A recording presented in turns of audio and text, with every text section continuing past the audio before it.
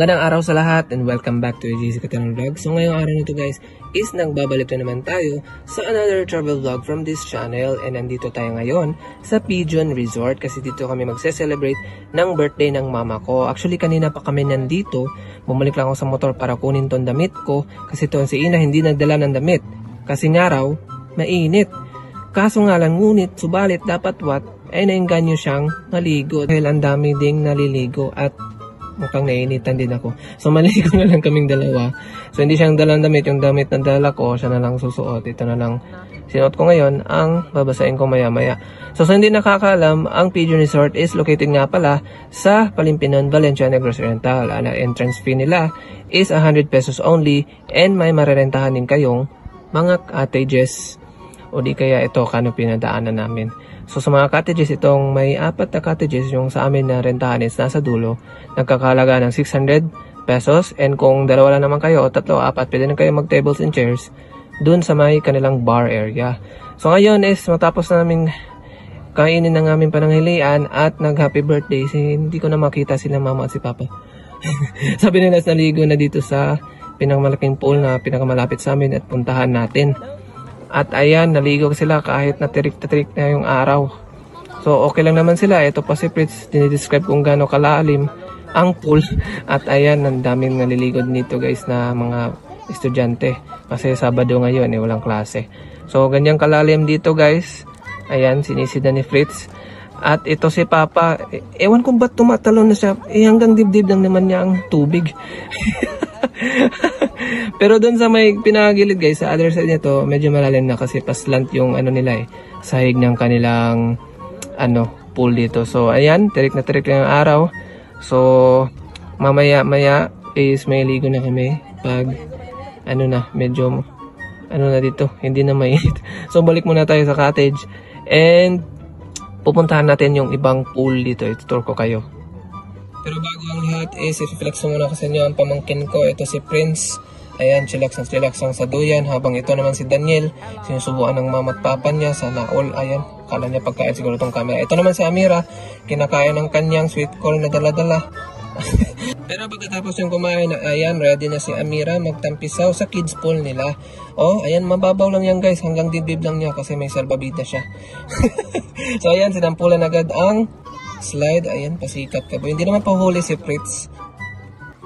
Ayan tinamaan pa yung bata sa ilalim. Ayan si Amira, palutang-lutang na parang pampers pero boring na daw to kasi sobrang babaw daw. So lilipat kami sa ibang pool. So may kalawa pang pool dito guys. Medyo maliit lang siya. Pero hindi ko ma-describe yung hugis niya kasi parang kidney. hugis buto ng sitaw. So ayan si Amira hindi pinayagan kasi masyadong malalim. Ayan, ito deep dive na ni Fritz. Hindi naman ganun kalalim. Pero doon sa may dulo puntahan natin. Libutin muna natin yung pool na to. Dito sa may giliran ito, ayan si Amira, mababaw lang diyan. Ayan, maraming mga bata pero may mga sila flotation devices. Pero dito sa may giliran, ayan dito si Fritz. Medyo malalim na dito. Ayan, nasa gilid na nga siya. Kahit marunong naman siyang lumangoy. So, deep test niya guys. I-deep test. Gano'ng kalalim. Ayan. Oh, ganyan daw kalalim. Ewan ko kung ano naman ang height niya. Pero nasa mga 6 to 7 feet siguro to kalalim ng pool na to. Kasi nasa mga almost 5 feet na to si Fritz. So pagkatapos ito na yung pangatlo nila na pool, which is yung main pool nila kasi ayan malaki, malapad at marami naligo. Nauna na nga si Amira. So ito nga pala ang rason kung bakit Pigeon Resort ang pangalan nila. So ngayon pakita ko muna kayo ng aking drone shot.